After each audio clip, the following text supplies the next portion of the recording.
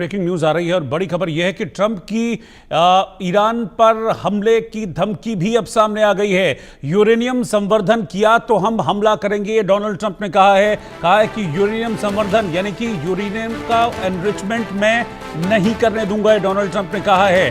Fordow में नष्ट किया यूरेनियम, ये भी ट्रंप ने दावा किया। तो ईरान एक तरफ कह रहा है कि हमने इस हमले से पहले ही अपना यूरेनियम वहां से हटा लिया था, जो एनरिच्ड यूरेनियम था उसको हटा लिया था।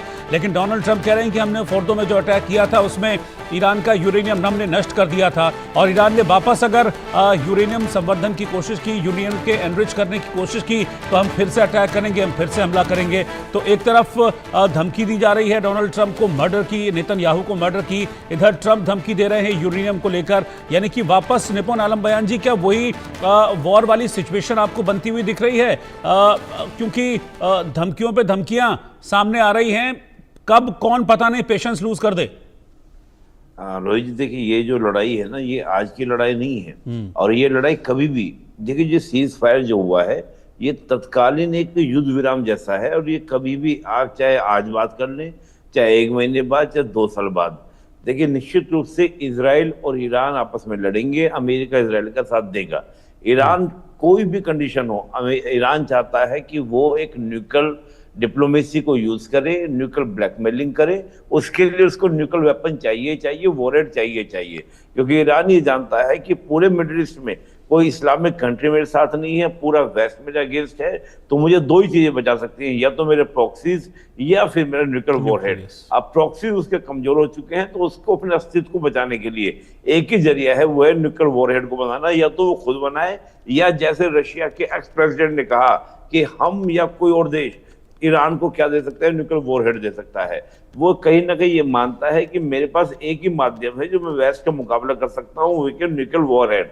देखिए थोड़ा सा मैं एक बात कहूंगा, अगर आप पूरे मिडिल ईस्ट को देखें तो मिडिल ईस्ट में या तो अमेरिका के पपेट कंट्री बन चुके हैं, या फिर अमेरिका के जो अगेंस्ट खड़े हुए वो खत्म कर दिए गए, जैसे इराक सद्दाम हुसैन। ईरान अकेला एकमात्र ऐसा देश है जो आज अमेरिका के अगेंस्ट खड़ा है, और बहुत ही तान के खड़ा है। और इस बात को लेकर पूरी जो इस्लामिक वर्ल्ड है, खासतौर से इस्लामिक वर्ल्ड की जो आवाम है, उसके अंदर ईरान का एक नया रेपुटेशन, एक नया रुतबा बनाए कि हाँ, अगर कोई अमेरिका का मुकाबला कर सकता है तो केवल ईरान है। तो उस रिगार्डिंग आप देखिए तो ईरान की एक उम्मीदें जगी हैं लोगों को, और ईरान उस खातिर क्या करेगा कि न्यूक्लियर वॉरहेड को बनाने की पूरी जद्दोजहद करेगा। इजराइल ये मानता है कि अगर ईरान ने न्यूक्लियर वॉरहेड बना लिया, या तो ईरान खुद यूज करेगा या अपने प्रॉक्सीज के माध्यम से, पहला टारगेट मैं हूंगा। रीजन, क्योंकि ईरान कहता है इजराइल को कि यू आर ए ट्यूमर, कि तुम्हें कैंसर हो, तुम्हारे खत्म किए बगैर मामला खत्म होने वाला नहीं है। देखिए मिडिल ईस्ट की जो पॉलिटिक्स है वो फिलिस्तीन के इर्द गिर्द घूमती है। ये वही देश है, सऊदी वगैरह, जो पहले फिलिस्तीन के खोज का समर्थन करते थे, और 48 की बात करें, 67 की बात करें, ये सब एक साथ हमला किए थे इजराइल के ऊपर। लेकिन 79 से ईरान का या मिडिल ईस्ट हम देखें, पूरा का पूरा सिनेरियो चेंज हुआ, और ईरान जो पहले अमेरिका का पिछलग्गू हुआ करता था, आज वो ईरान जो है अमेरिका के अगेंस्ट खड़ा हुआ। तो आप सोचिए, ईरान कहता है कि वो इजराइल कहता है ईरान को कि ईरान इज ए रोग स्टेट। रोग स्टेट को कभी हिंदी में कहूं तो दुष्ट राज्य है, और ये दुष्ट राज्य जो है ये खुद ही ट्रबल नहीं क्रिएट करता हमारे अगेंस्ट, बल्कि अपने प्रॉक्सीज के माध्यम से करता है।